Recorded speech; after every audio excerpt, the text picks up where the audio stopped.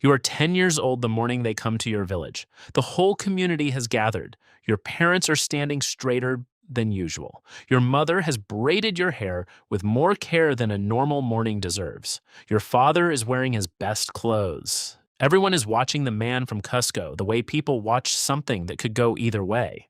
The man walks through the gathered children slowly. He is looking for something specific. You don't know what it is yet. You just know that when his eyes land on you and stay there, your mother makes a sound beside you that is not quite a word. He says you are beautiful. He says you are chosen. He says your family will be honored above all others in the village. Your father thanks him. Your mother says nothing. She just holds your face in both hands for a long moment, looking at you the way people look at something they are trying to memorize. 3 days later, you leave with the man from Cusco and 11 other girls from surrounding villages. You walk for days on roads so well built they feel like they go on forever. You don't look back after the first hill because looking back makes it harder, and you have already decided, without fully understanding why, that harder is not something you can afford right now. The word for what you are is Aclla, chosen woman, selected by the Inca state from across the empire for your beauty, your health, your physical perfection. No scars, no blemishes, no defects of any kind. The selection process is rigorous and deliberate and has been running for generations. Where you are going is called the Acllahuasi, the house of the chosen women. And on the surface, it is everything they told your father it would be. The building is large and clean and organized. There are women here who have been here for years, older girls who show you where to sleep and what the schedule is and what is expected. The food is better than anything you had at home. You are given fine clothing woven from alpaca wool. You are taught to cook, to weave, to brew chicha, the ceremonial corn beer that fuels every major Inca ritual. You are, by every material measure, being treated like someone important. What nobody tells you in those first weeks is the full shape of what important means here, what it costs, where it ends. The Acllahuasi is not a school, and it is not a palace. It is a holding facility with better food than most people in the empire will ever eat. The doors are guarded. You do not leave without permission, which is rarely given. You do not receive visitors from your family. You do not send messages home. The outside world continues existing without you, and you continue existing without it. And the distance between those two things grows a little wider every single day. There are different paths out of the Acllahuasi. Some women are given to nobles or military commanders as wives or concubines, rewards distributed by the Sapa Inca to men who have served him well.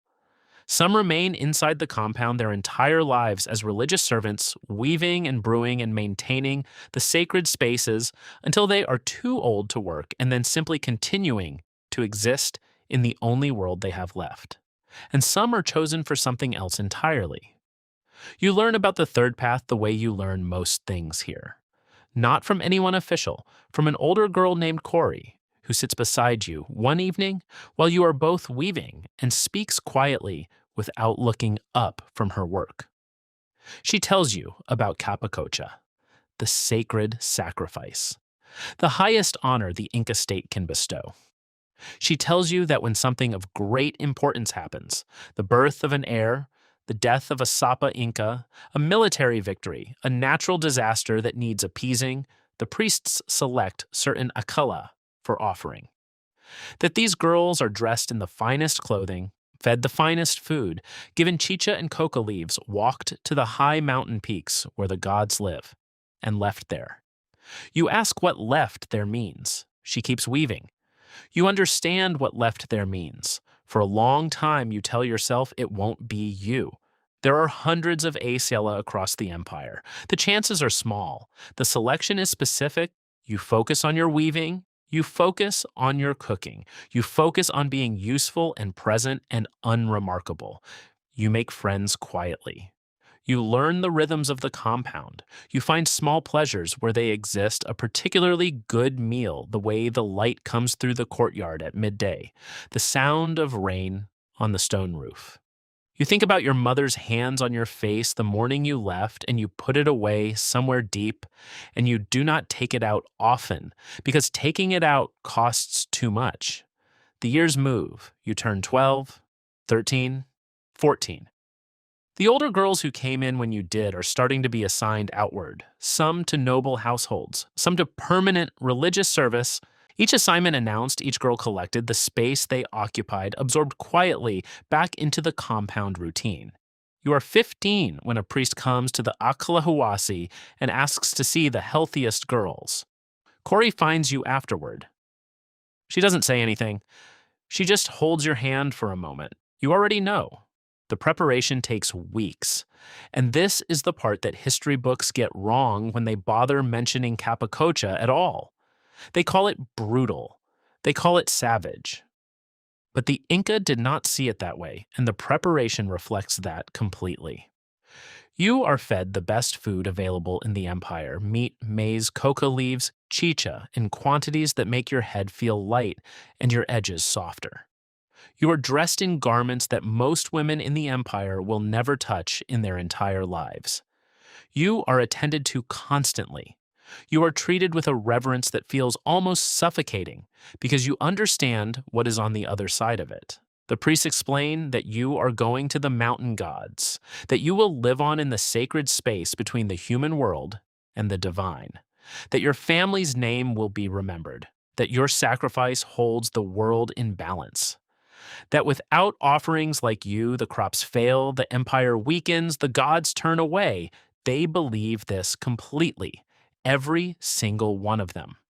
This is not performance. This is genuine theology, a worldview in which your death is not a waste, but a transaction. You are 15 years old and you understand their logic, and you cannot find a crack in it large enough to climb through. The walk to the mountain takes many days. You walk roads the Inca built across terrain that seems designed to remind you how small you are. Thin air. Cold that gets inside your clothes and stays there. Peaks that disappear into cloud cover so complete it looks like the world simply ends above a certain height. People from the villages you pass come out to watch. Some of them kneel. Some of them reach out to touch your clothing as you pass. You are already sacred to them. You have already crossed some threshold in their eyes that makes you more than human and less than present. The coca leaves help. This is the honest truth. They blunt the edges of everything: the altitude, the cold, the fear that sits in your chest like a stone you cannot put down. The priests give you more as you climb higher, and you take them because the alternative is feeling everything without any buffer at all. And you are 15, and the mountain is very cold and very high, and the buffer helps. The chamber is small and cut into the mountain rock. They arrange you carefully. Your clothing is adjusted. Offerings are placed around you: textiles, food, small figurines, items of value. Everything deliberate, everything meaningful within the logic of the world that made you. The chicha is given last, more than you have had before. Enough that the stone walls soften, and the cold becomes something you notice from a distance rather than something happening directly to your body. The priests speak. Their words are formal and practiced and full of the weight of a civilization that genuinely believes it is doing something sacred.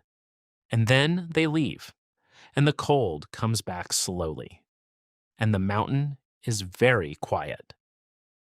Archaeologists found 3 of you in 1999 on the summit of Lulelaco in Argentina.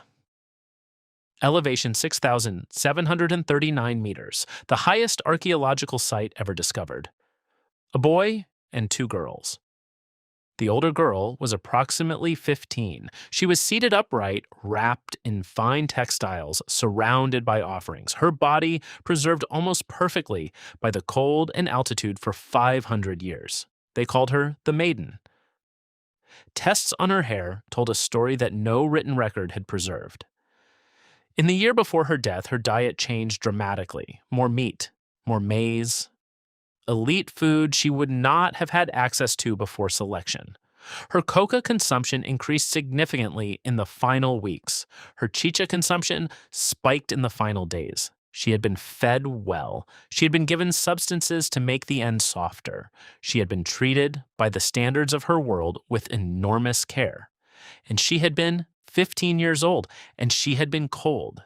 And the mountain had kept her exactly where they left her for half a millennium, her face still carrying an expression that scientists and journalists and historians have spent years trying to describe accurately. The best anyone has managed is this: she looked like someone who had accepted something she could not change and was very tired.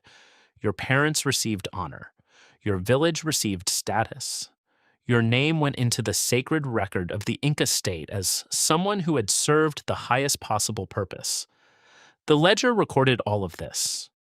What it did not record was your mother's sound when the man from Cusco's eyes landed on you and stayed there.